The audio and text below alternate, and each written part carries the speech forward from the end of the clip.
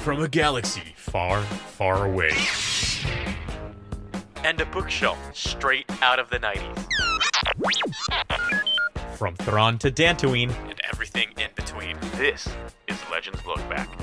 Hello, everyone, and welcome to Legends Look Back, proudly part of the Utini Podcast Network. This is a Star Wars books podcast for people who are amped that Oasis is back together, where we celebrate the Star Wars EU and expand your universe one episode at a time. I'm your host, Jared Mace, and I'm joined by the fan-favorite guest of Legends Look Back, the keeper of the timelines himself, host of the Star Wars Archives. You know him and love him, or at least you know him, as Trevor Davey. Hi, Jared. How you doing? Great. Good to have you here. Was just having you explain to me a moment ago the difference between being British and being Welsh. Which I mean, technically there's no difference because I am both. Doesn't make any sense to me. My passport is British, but I am Welsh.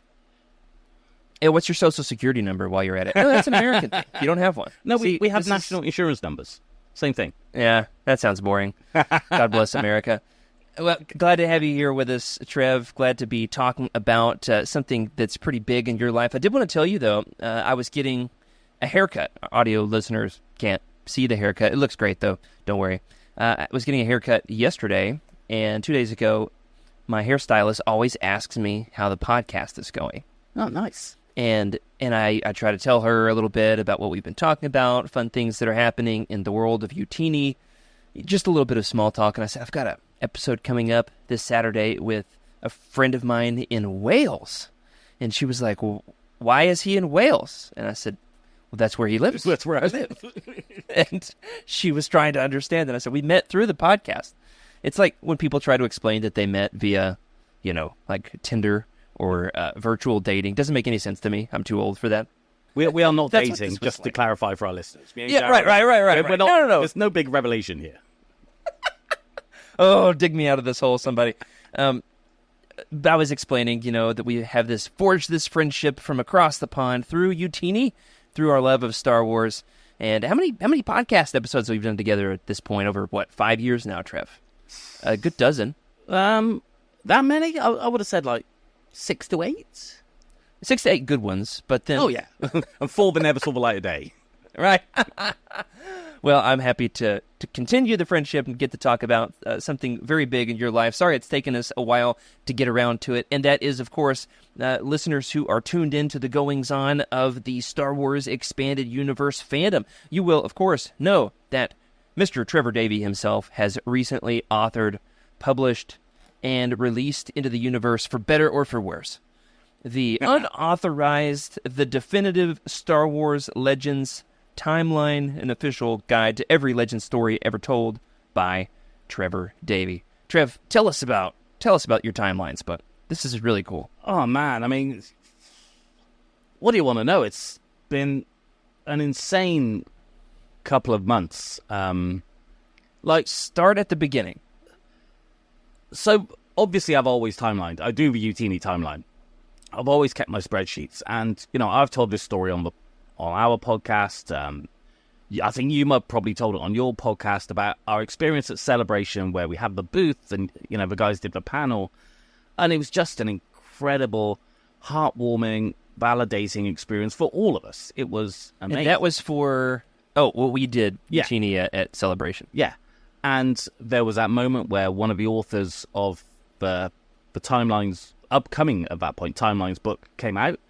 And that was the official DK book. They visited us at our booth and said, yeah, we're aware of your timeline. We've looked at it during our research. And I had consulted it to fact check. Yeah. I had a massive hyperventilating panic attack in the corner. And it was cool to see. I was there for it. It was the best looking panic attack I'd ever seen. And then when I got home, I'm like, okay, well, they're doing the canon one. No one's really done the Legends one. And I can do this. Nobody's crazy enough to do it. Yeah. And I can do this, and I can make it proper. And so I just started work. I took what I already had, started revisiting it. Must have reread every single story over a 2-year period. Finally, I mean, it went through so many iterations, and reevaluating my process and what the end result was going to look like several times throughout it.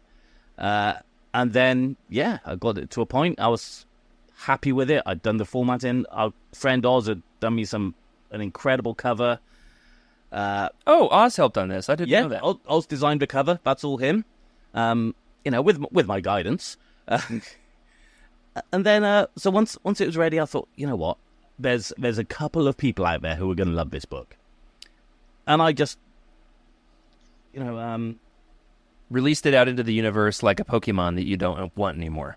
I literally just went on Twitter, hey, people, I've made a book. Now, I had about 120 followers at the time. Hey, I've released a book, definitive timeline. Here's some sample pages. You can get it on Lulu. I did that about 8 p.m. my time. I think I went to bed about 1 a.m. that night because my phone just started blowing up within the hour. I couldn't keep up with the messages. I couldn't keep up with the follows. The next morning I woke up and I think I had something like 200 DMs just from people going, where can I buy this book? Because I'd written on there, DM me for the link. I hadn't really wanted to make a big song and dance out of it. Right. Got to be a little cautious with this sort of thing. Yeah. And it just went nuts. And at this point in recording, I've sold over 800 copies. Wow, 800. That's fantastic. I was expecting 20. In fact, you know that you've made it, right. You know that you've really made it big when someone is selling your book aftermarket in the Star Wars Book Smugglers Facebook group. Yeah. Which we just had an occurrence of this week. We were like, Trev, you've made it. You're a proper Star Wars author now. Oh, no, but something even worse happened 2 weeks ago. Somebody posted on Reddit in the Star Wars Books channel there going, look at this haul that I got from a used bookstore. And my book was top right in this corner. No way! So I commented going, really sad to see my book there. And they replied going, no, don't worry, that just happened to come in the post. It's brand new. It happened to come in the post on the same day as I picked all these books up. So I just threw it in the post. Okay. That's hilarious. That makes me feel better. Say, I got into the expanded universe largely because my mom worked in the downtown area of, my hometown in Oklahoma, very small town. We did not have a new bookstore. There was no place to go and buy a new book in my town. I think they call these book deserts now. There was no place in town. If you wanted to buy a new book, you had to drive an hour away. And this was, pre-Amazon. So you weren't really ordering books in the mail.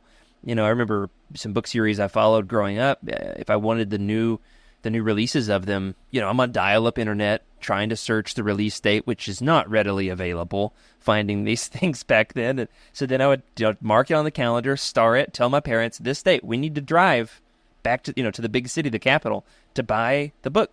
And so we didn't have access to new books. What we had were those old yellowed pages, the X-Wing books, the Thrawn trilogy, those paperbacks I found in this extremely dusty, think cobwebs, cash-only kind of a place, a little bookstore on the corner in my hometown. And the idea that your book could, though it didn't quite, but it could one day end up in one of those places. But what that also means is that there was another Star Wars fan in your town that you'd never met that had read these books. He'd probably bought them new, and then I would end up them back meeting into the a world. lot of these people. I know. I ended up meeting quite a few of them in my hometown. People that worked at the college, where my dad worked. So we find each other, us Star Wars fans, just like Trev and myself from across the pond. We have found each other. So you've written your Timelines book. We now have a paperback and a hard copy. Thank you so much for publishing the hard copy 2 weeks after I purchased my paperback. It was just thrilled with you about that one. I just need to, make a point of this. I only did that because people kept asking me for a hardback. I had no intention of doing it, but so many people were asking me. And then, again, I had to work with those to resize the cover and all that sort of fun stuff. Yeah, there's fiddly details to make that happen. I mean, it turned out to be, ridiculously expensive for, like, a normal, proper-sized hardback. So I also did it in, like, a trade paperback-sized hardback because that 3 millimeters was the difference of, like, $8 book. Really? Which is nuts. Wow. So now there are numerous options. Well, if I buy a hardback, you will definitely find mine at a used bookstore near you. No, I guess we could give away this copy. We could do like a little show giveaway. If you want a copy of the definitive Star Wars Legends timeline, you can get a paperback, because I'm going to order myself a hardback. If you would like my paperback, now what we should do is we will mail it all the way across the world to Trevor to sign it. And then we'll mail it to one lucky listener. Yeah, but the winner has to pay the postage. The post, that's right. That's right. No, email us at legendslookback@utini.com. If you would like a copy, we'll enter all the names of people who are interested into a randomizer. We'll spin that wheel, and one lucky fan can get their copy of Timelines. But Trev, I wonder, what broke in your brain? I mean, at what point in life did you decide to become the Timelines guy? How did this happen to you? Were you chosen like the Force? Were you staring off at the twin sunset, listening to John Williams music when you were inspired to become the Timelines guy? How did this happen? I mean, I can pinpoint the moment I became obsessed with timelines, and Can you? Okay. It was in the Crimson Empire comics. I love Crimson Because Empire. There's that one section where there's a couple of pages that flash back to the Dark Empire comics and the behind the scenes and what the Royal Guards were doing while all the Emperor's clones were getting killed and blah, blah, blah. Yeah. Because up till then we had pretty clear, defined stories. You know, the stories weren't released in order, but we always knew when those books came out. Thrawn Trilogy was 9 years after Star Wars. Jedi Academy Trilogy was 2 years after that. With every book, they tell you kind of how many years it was. You know, and we didn't have prequels or anything like that. It was just always kind of moving forward. And I would argue we need to get back to that.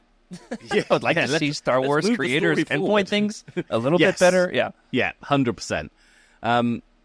And so when there was a comic that then flashed back to events of another comic, that's when things started getting a bit complicated. And I wasn't doing anything as in detail. I mean, I wasn't doing anything at that point, but that's when I found Chris McElroy's The spreadsheet was in your brain.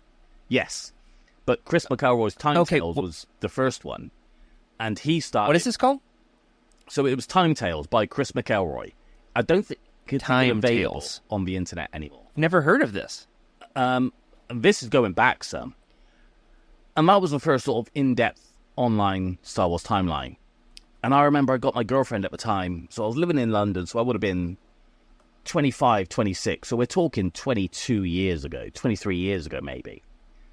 She worked in an office, and I got her to print it out for me, and it was like 400 pages of A4.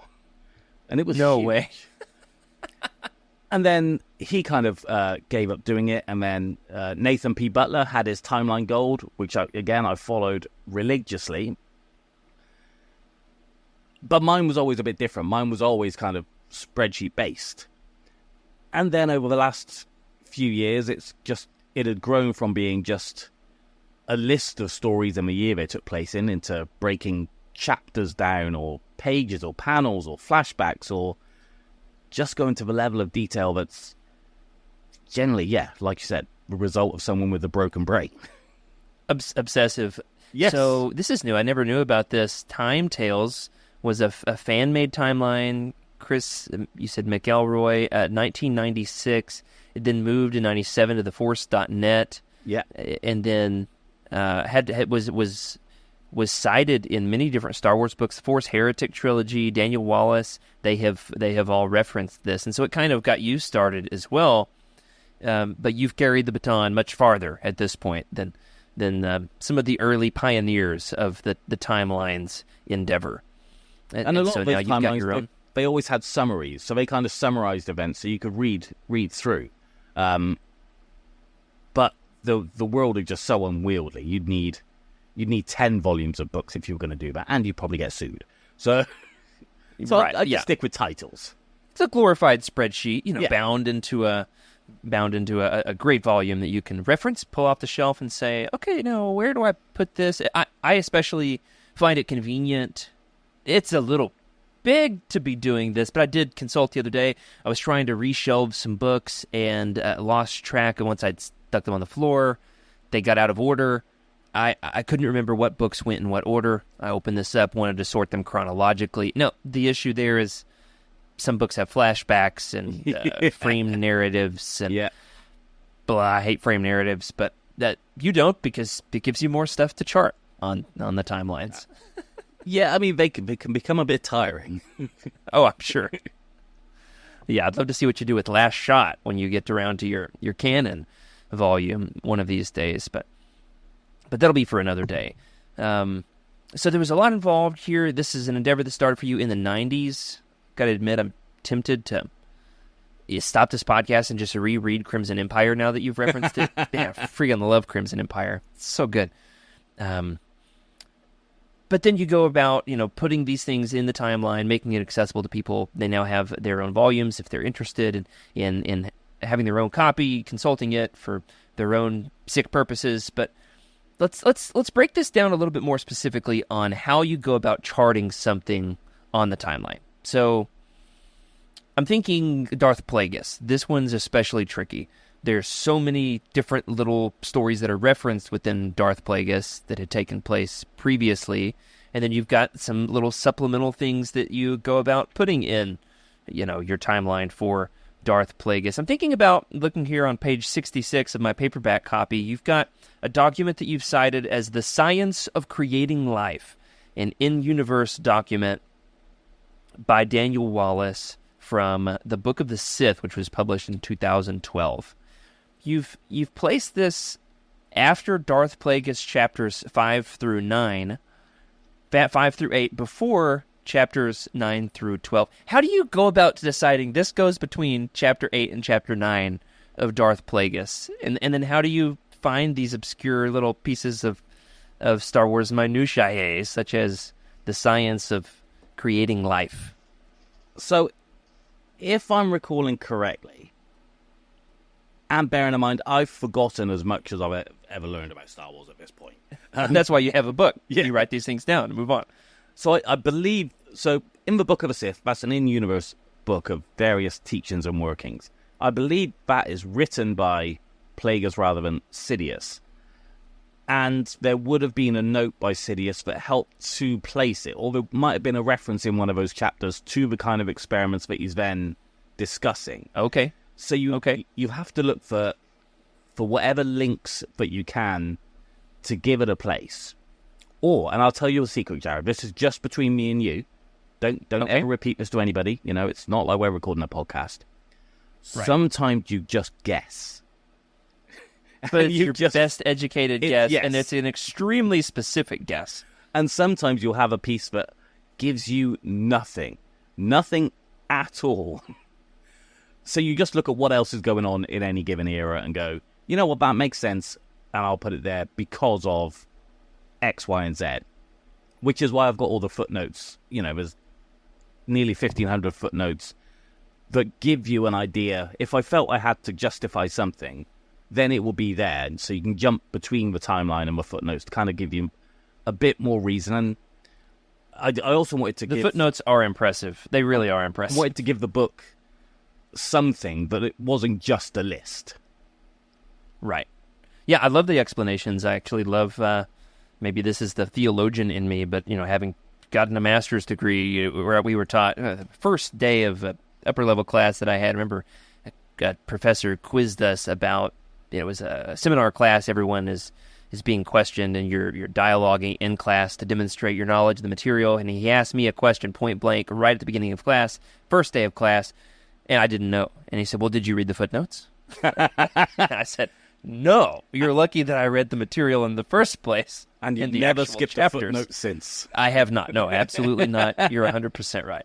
No, I'm not going to act like I've read all 1,500 footnotes of the Timelines book here. 1,455, not counting the Clone Wars timeline supplement. So, yeah, there's a lot of work went into this. How long did this take you to write, Trev? 2 years to work on the book. Like I said, a lot of the work was already... The bare bones of the spreadsheet were there. But if you take any of the movies, especially the original trilogy movies, breaking those down, breaking the novelizations down chapter by chapter to then fit all the other stories that we've ever had that take place within the limits of the movies was a lot of extra work. I'd never really done that before. My spreadsheet would have gone A New Hope, Tales from Mos Eisley Cantina, Luke's Fate, Empire, Dark Light, whatever. They'd have all just been listed. So sure, but really Tales of the Mos Eisley Cantina does take place firmly within the bounds of well, Episode 4. Not nearly all of it by any Right, stretch. it extends previously and past it. And then mapping each movie by day was... honestly, there were moments that it did just drive me nuts, especially because there's one story in Tales from Jabba's Palace. I think it's the Dengar story, but I'm not entirely sure. Because you kind of got the feel that the authors were never in agreement, or it was never clarified how many days Return of the Jedi spans. And I'm pretty sure it's the Dengar story, but just adds an extra day into the time at Jabba's Palace. He found no a little time loop there. Yeah, and it was things like that. You just, can I make this work? Have I got this wrong? You're flicking back and forth so many different books and other pieces to try and make it work. How many times do you end up having to read the Dengar story in the process of placing it on the timeline? Some you have to go back to time and time again. Plagueis, for example, you're constantly flicking between that and other stories because it's not just splitting things by chapter. Things might happen mid-chapter. So then you split by paragraphs or parts, the sort of scene changes. Well, it spans... So chapter 3, part 2. Right. Plagueis spans how many years in your mind? Or I suppose here, it's a good look at the 30, Timelines book. Yeah, it's a massive amount of time. But he goes from, spoilers for the first, prologue, the first chapter of Darth Plagueis. He slays his master. And then, it takes us all the way into the Phantom Menace. So we are spanning a tremendous amount of time here. And he goes through this great character arc, has to have the vocalizer because he's wounded in battle. Just fantastic stuff. And so the Timelines book covers all the other stories that intersect it along the way. Wow, I can't even wrap my mind around trying to do that. And this is why I just love having Trevor as a friend, because he just sorts it all out for me. Yeah, it's definitely beyond my scope of interest. And it's interesting. It's not for everyone. Like, I had someone message me on Twitter, and they'd ordered a copy, and they were like, I've just started getting into reading Legends book. And I'm like, hold now. Do not use this book to help. Buckle up. A terrible idea. Rewind. Take a step back. Absolutely. Do not read in the order that I laid out, One, you're doing the author a disservice. Take the book as it is. Read the book as it was supposed to be. Afterwards, if you're interested or so inclined, then go look at the timeline. What else is happening around it? What else is happening during it? Where can I get more of whatever your favorite book, era, whatever it may be, is? Then use my book to explore that even further. Well, this is something that we've talked about before when we did our Tales of the Jedi short stories episode. There are so many little story vignettes that intersect with Tales of the Jedi alone. And we're talking about, you're never even going to get into the events of the films for a couple of years for the average reader, if you're just trying to track all of these down, some of which are very hard to find now. Some of these are so old and so obscure that the backup links on the book are broken. Okay? Yes. Yeah, even the backups. Sure. But I've also found, of course, where it's fun to collect your own copies of these things, which gets out of hand. I've had to use the book a lot in my research, and there's stuff that I've referenced to put in there that doesn't have a page, or it's got a bare bones page, and I'm like, come on, work. You're the shining light. You're supposed to help me. Well, that's where you click the button and start adding your own stuff. A work editor. I haven't got the time. I've got another spreadsheet I could be spending my time on. Right. I mean, it is literally your classic rabbit hole. The biggest, deepest, darkest, nerdiest rabbit hole, and it's so much fun. Now, we've talked about Tales of the Jedi, Darth Plagueis, Tales of the Mos Eisley Cantina, Tales of Jabba's Palace. What are a couple of other examples of projects that were especially interesting or difficult for you to place? So the most interesting, and I'd never planned on including these. I was doing another project, for my own amusement, a sort of guide to the Old Republic. I was trying to wrap my head around the video game because I've never played it. I'm not a PC gamer. I was trying to understand the storyline and everything that came with it. And then, and I've played the Jedi Knight mission, and that's one of many. I mean, there's several different character so it's got so many games 7 packed into classes, the one. All with different storylines.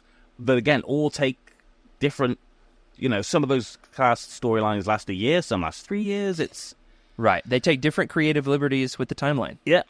And so you have these little collectible things called codex in them, which are like a holopad or a data pad, and it might be a bit of lore, it might be a bit of information about an animal, a plant, a ship, a person, or there might be new bits of fiction and in-universe documents. And I was like, what?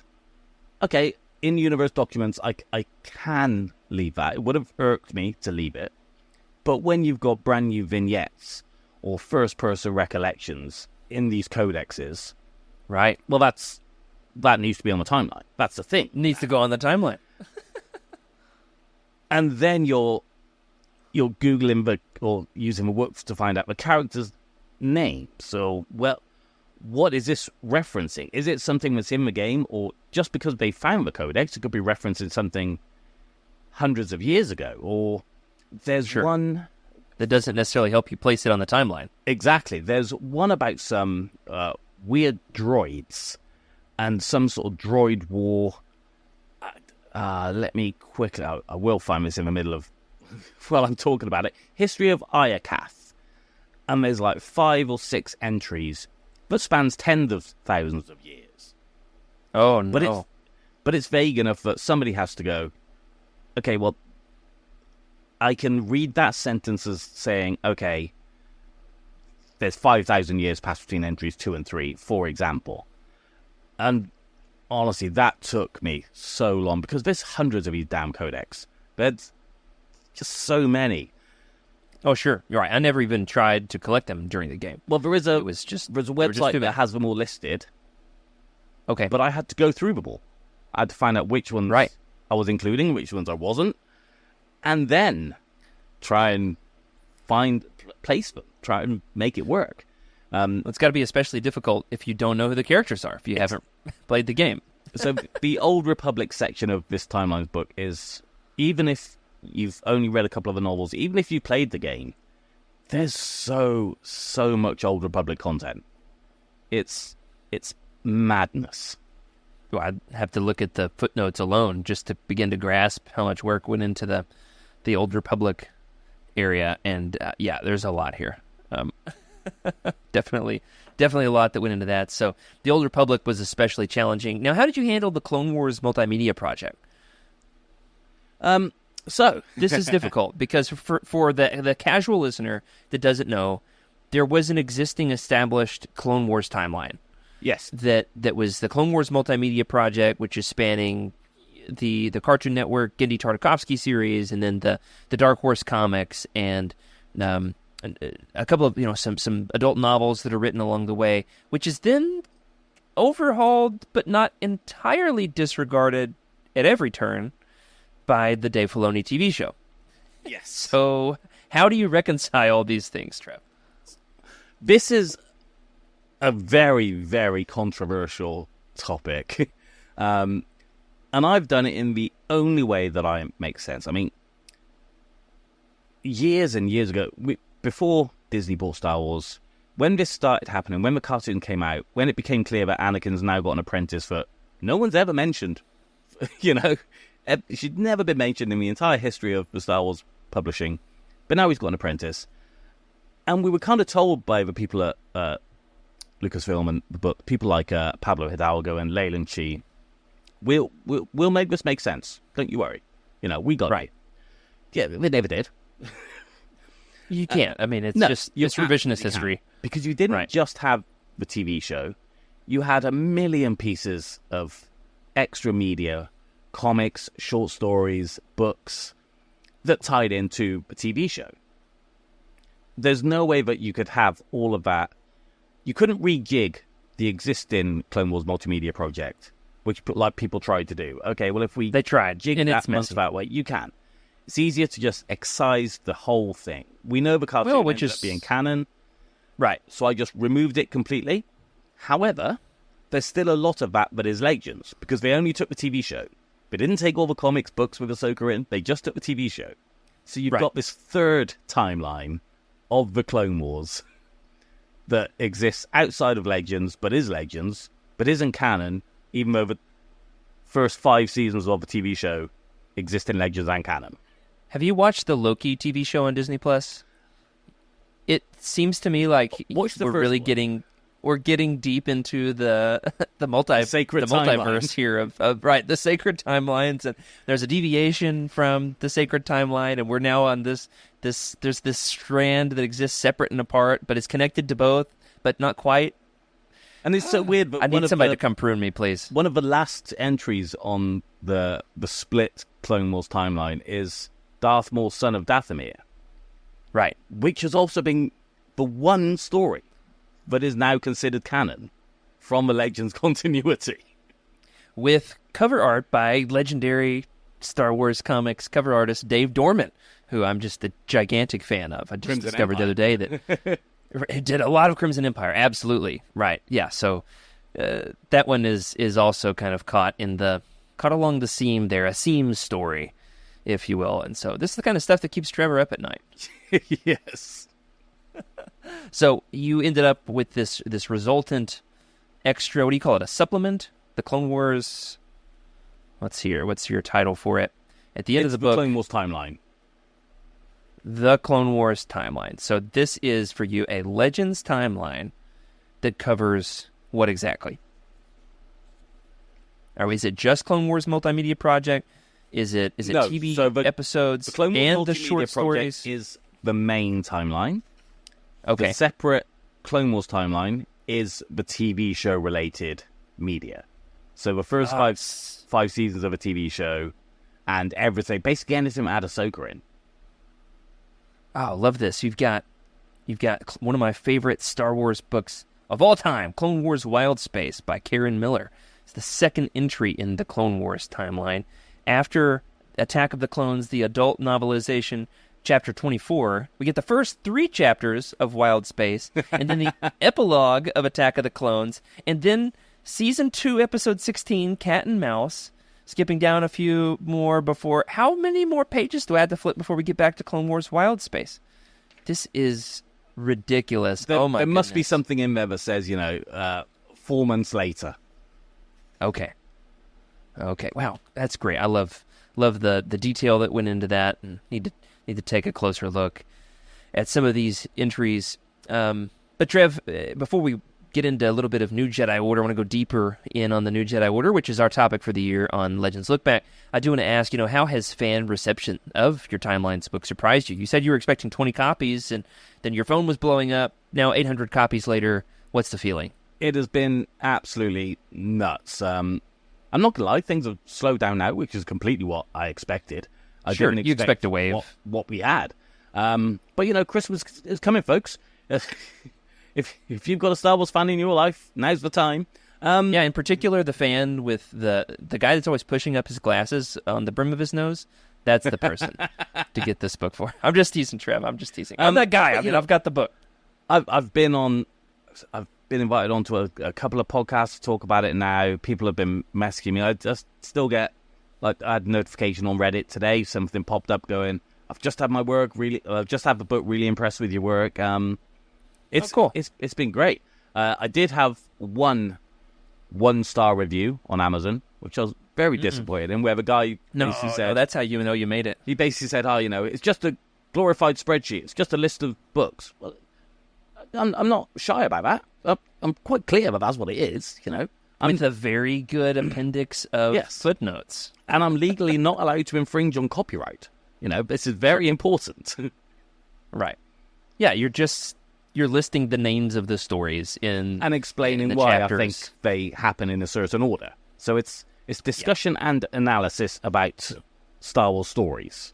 Sure, it's a supplement to your Legends collection. Yes. And I'd like to think, we'll get a few more copies flying off the shelves after this episode goes live. We'll have to chart those statistics, keep me linked on how it's the stock price and all that good stuff. But hopefully this will also cause fans to go deeper in on their favorite story. Pull Darth Plagueis off the shelf, get you some bookmarks and Post-it notes, and grab some other comics and short stories and Book of the Sith, and go to town. That would be the best thing if someone said to me, I've just spent a month doing exactly what you said. I've just gone through your Darth Plagueis, followed by everything else in the order that you said. And they'd either said, I loved it, or it was stupid. Why are you asking people to do that? I did that to a certain degree. It wasn't extremely meticulous. A couple of years ago, when we covered Darth Plagueis on Legends Look Back, you sent me an early version of your Darth Plagueis timeline supplement with, what short story, Jedi Council, Acts of War, for example, fits here.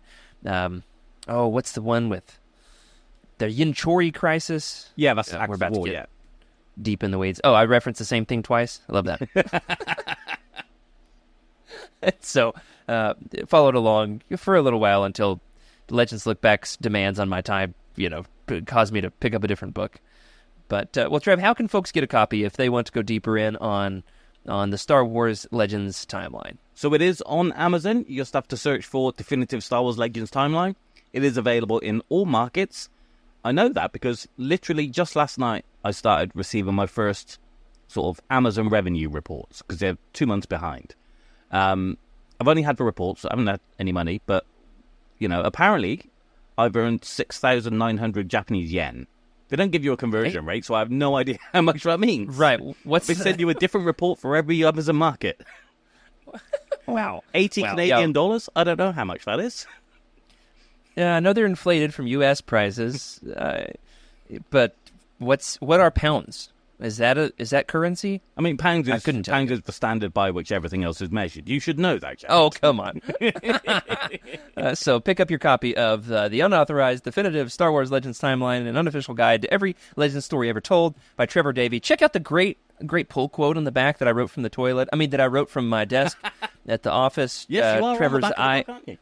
Trevor's eye for detail is unmatched in the fandom. His immense love for the galaxy far, far away shines through in his work in every way. He is, without a doubt, the go-to resource for Star Wars timelines. And I mean every word. And many more that didn't make the cut. And, of course, if you'd like your own copy of it, email us at legendslookback@utini.com. We'll enter you in a giveaway for a chance to get your own copy.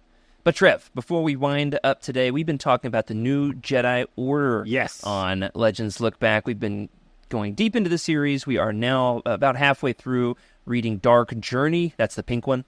Right now, reading Dark Journey, the Jaina book. That's very wacky.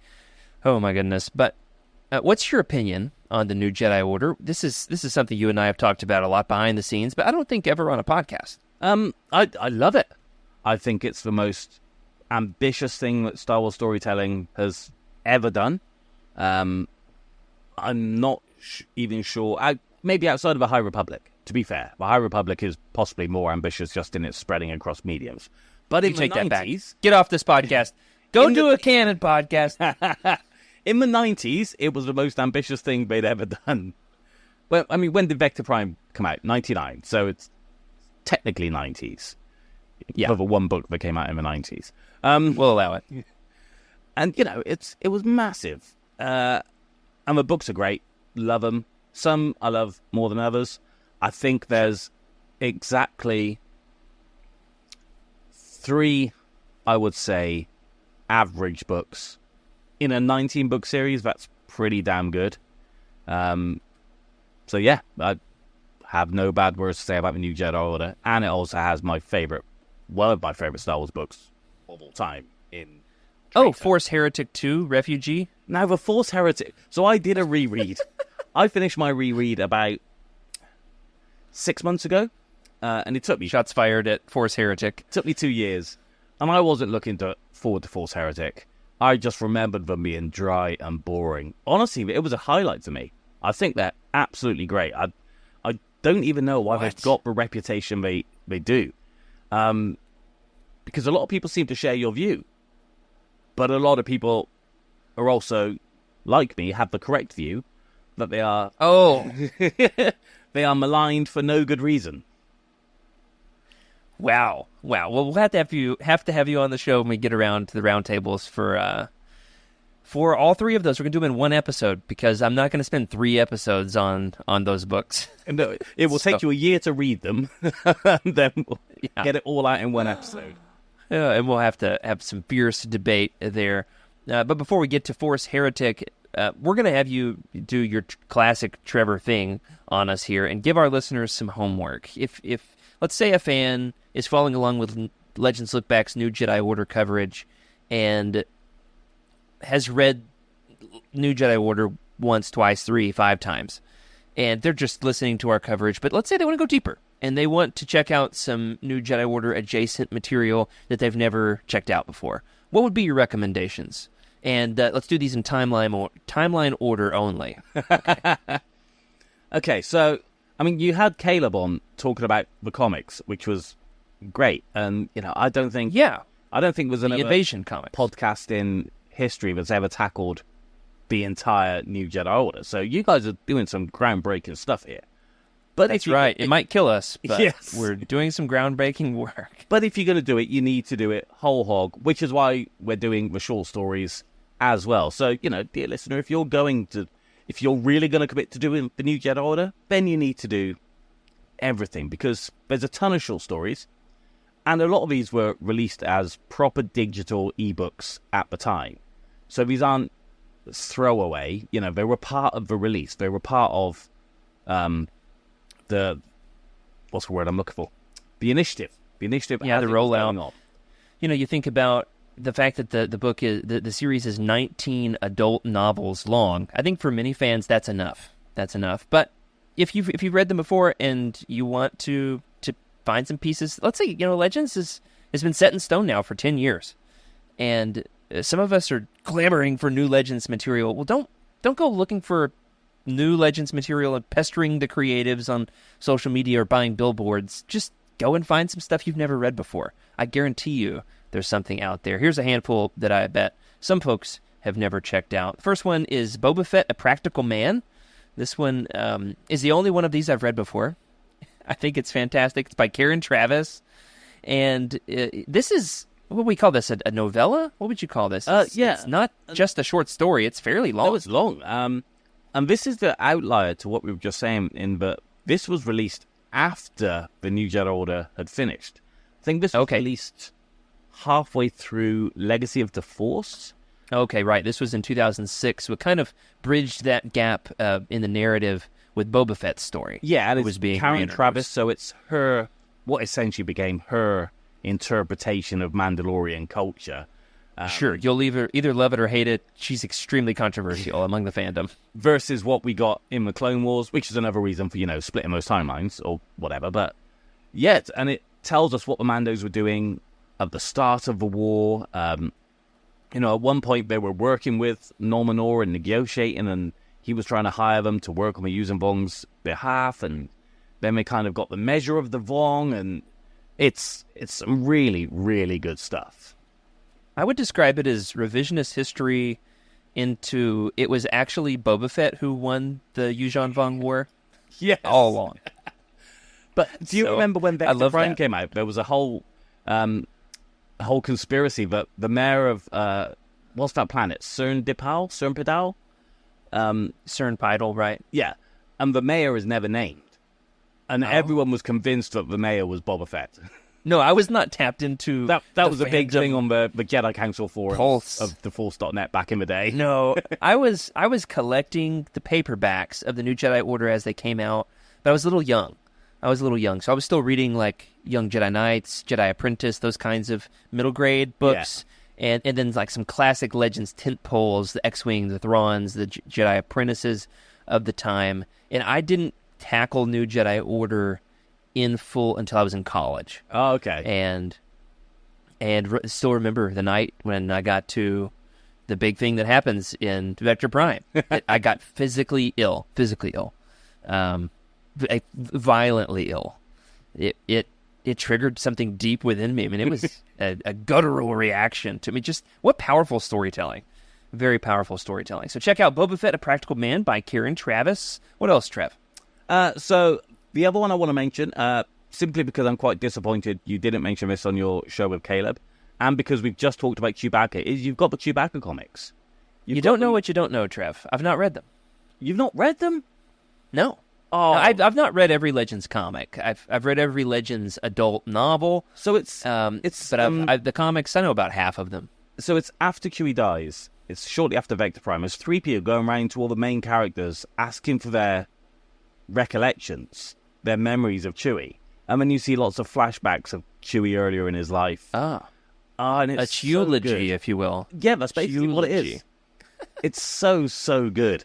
And it should have been labeled New Jedi Order. It wasn't. It was just a Chewbacca miniseries, but it should have. There was beef between Dark Horse and Del Rey over what happened with the New Jedi Order and who got to tell it and what the story was. We got some beef on that from Randy Stradley when I got to interview him about it a year ago. Nominal started in Crimson Empire, like we talked about. There we go. And it top comes of the full show. circle, ladies and gentlemen. And we're right back to where we started. You love to see it. That's fantastic. So, yeah, that will be an easy Saturday afternoon read. Check it out on Marvel Unlimited, the Chewbacca miniseries.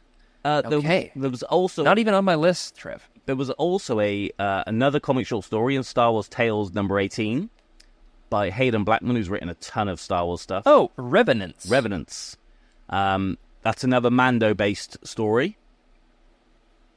That was kind of throwaway. But you see a bit I love Hayden Blackman. You better see it Mando, you see a bit of Boba Fett, you see a bit of Grieving Han. So it's great. So it's early in the New Jedi Order. Yeah. Okay, Revenants. It's a comic short story from Star Wars Tales 18. Wow, only Trevor it just has these in his back pocket. That's fantastic. So next short story event, official ebook short story, was Recovery. It takes place shortly after Ballast Point. I think it was released not long after that novel came out. Recovery. This is by Troy Denning. Yes. And these days, the easiest way to get it is probably in the paperback of Star by Star. Yeah, because if I'm not mistaken, as if Star by Star needed more, as if Star by Star needed more pages. It's already such a long book. Like, here's a short story. Let's slap that in there. Yeah, I've not read this one. I have to check that out. Wow, then what a cover! The biggest one outside of, I think this might be longer than the Boba Fett one, is Emissary of the Void. Okay, I've heard of this, but I don't know anything about it.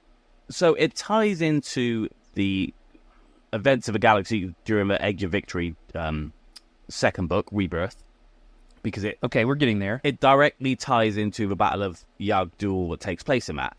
And it's got Uldir in it, who used to be in the Junior Jedi Knight books. He was like a trader guy on like a not very good Jedi who didn't carry on being a Jedi. No, he was an absolute terrible Jedi. Yes. So he's the main character in it. Now, no way. It's a 6-part short story that started being published in Star Wars Gamer magazine. And then Gamer magazine got cancelled. So it then continued to be released in Star Wars Insider magazine. Oh, I see that. Right. So it started in Star Wars Gamer in 2002. Went through issue 10, 8, 9, 10, and then bumped over to Insider 62, 63, 64. Wow. I had no idea. That is a really, really fun little story. Oh, I imagine it's by Greg Keyes, who is a just fantastic author. Well, and because he wrote the Age of Victory duology, it fits him perfectly. Okay, great. Yeah, I'll definitely have to check that out. I love the first Edge of Victory, especially the Anakin Solo book, Conquest. It's in my top 10 favorite Star Wars novels of all time. It's just fantastic. Love that. Okay, Emissary of the Void, Recovery, Boba Fett, A Practical Man, Revenant. You're really pulling out all the stops here. Another one that's interesting to me, maybe we're not there yet. I'm looking forward to talking about Ylesia, but first, I believe there's something else, Trev. What else do we have? Yeah, so we need to talk about Apprentice before we get to Ylesia. Now, The Apprentice. So The Apprentice was a tie-in. Is this the Donald Trump TV show? No. You're fired. So this ties into the book that you're reading at the moment, Dark Journey. Oh, really? It's by the same author, Elaine Cunningham. The events of it are covered within the book. They go to, I can't remember the planet's name off the top of my head. I know it begins with G-A-L-L something. Okay. So her and, I even forget who she was with. Her and Kip, I believe, or her and Zek, maybe. I don't know. Anyway, they go to a planet. They have Galanor? a thing to do. Galanor, yes. Yes. So this short story tells the events that are covered in the book, but embellish them massively. So what gets glossed over in about 2 paragraphs becomes its whole full short story, which I think is a bit unfair. Wow. Yeah. That's one way to do it. So this is Star Wars Gamer Magazine number 8, which was published in 2002. So in that same magazine, you can get The Apprentice, as well as one of the entries in Emissary of the Void. So this would be a highly collectible issue for Legends fans. Now I'm just worrying that I've got my numbering wrong in the Timelines book. Oh, okay. You're using as research. Well, there's always the chance that I could have done. it was published somewhere else, but regardless, Google it and you'll find it. Sooner or later. So then we get on to Elysia, which is a bit more clear-cut. So this was another ebook, again. So this is Walter John Williams, who also wrote Destiny's Way, so this is a direct tie-in to that, in that it specifically takes place between Chapter 21 and Chapter 22. And it's clear when you read it that that's really? where it fits. It's not like they just removed the chapter from a book and released it as an ebook. It is its own separate. Right. I do remember reading Destiny's Way, and they mention the events of this. So then I did the Trevor thing. I went to go read it, and I balked. I got a few pages in and was like, I don't know that I need more reading material for the New Jedi Order. But now that I'm in my 30s and I'm revisiting the series, yeah, I can sit down and read a short story or two. It's going to take you what? Half an hour to read it at most. This was originally a free download, so I love the idea that they were like, here you go, you can have it. Anybody can just read this. We're not trying to mine your dollars. But then, this is crazy to me, this was eventually included in the paperback of Dark Nest 1, The Joiner King. Yes. So it's published in a book that's not even a New Jedi Order book. Because if there was a while where Del Rey were on fire, and the paperback would have the necessary, but not the necessary, but the linked short story. Sure. And then for a while they stopped doing that, and then people clamored, so yeah, we'll put it in this book. They tried to catch up. Yeah. That's fantastic. That's so relatable. We got behind. Here we go. Yeah, we'll just stuff it in here, tag it on at the end. I think so. I can't give you examples, but I'm sure there's a couple of paperbacks that have like 2 short stories completely unrelated to the actual book. Sure. This one's at least somewhat relevant, but it would make more sense to include it, in my opinion, with the paperback of Destiny's Way. Yes. But it's not. So that's why you listen to Legends Look Back, to find out where to find your Elysia. I called this one time on the show, I called it urethra on accident. And How? I was trying to pull the name of the planet, because it's from the Han Solo Adventures. Yeah. The Han Solo A.C. Crispin books. I was trying to pull it off the top of my head. One episode, we were just, casually chatting. I didn't have the Wikipedia page open. I didn't have the Timelines book open. We were just talking. And I was like, what's the planet where the Talanda Till are from? The one with Merg, urethra? And I just, that was not the title. It's Elysia. But you can see how I would get there. You can remember Talanda Till off the top of your head, but not. Well, they leave an impression, Trev. They leave an impression. So, wow, we've got a good list of stories here. How about one more? Okay, so one final one. Actually, sorry, I need to give you 2, Jared. Just because I want to mention Equals and Opposites, which is another comic short story from Tales, number 21, written by Nathan P. Butler of Timeline Gold fame. His entry into the Star Wars publishing. Very relevant for this episode. Yeah, and then the final actual short story is called Or Die Trying, which ties into your favourite, Force Heretic, written by Sean Williams and Shane Dix, authors of that trilogy, and that was published in Insider Magazine number 75. So the stories that Trevor says on my own podcast says that I'm wrong about the Force Heretic trilogy. So I'm looking forward to seeing how wrong I am or am not once we get around to those soon on Legends Look Back. Well, Trev, thanks for joining us here. There's been a lot of stuff to talk about. If you're wanting to keep up with the homework, we'll be sure to include all of these titles that we've talked about in the show notes so that you can, in your podcatcher, click down in the link and check out one of these that is interesting to you. Pick up your copy of the unauthorized definitive Star Wars Legends timeline by Mr. Trevor Davey himself. But Trev, in addition to checking out your book, tell us a little bit about what you guys have been doing on our sister show, the Star Wars Archives. So we've been, really busy carrying on. New episode every 2 weeks. Most recent episode was all about Mace Windu, where I got it the wrong way when Jose recommended the topic, and I started talking about the famous squib Mace Emilian Winduarte from Troy Jennings' short stories. Apparently, that was I thought you were going to talk about. Who knew? I thought you were going to talk about Mace from the Ewok. Different last name. See, even I can't make that mistake. Our next episode is all going to be all about cooking. So Star Wars food and recipes, and that was a really fun one. Oh, cool. And then, we've got the usual lots of guests in the pipeline, lots of weirdness coming up. Love that. I've fallen off a little bit, need to get back into it.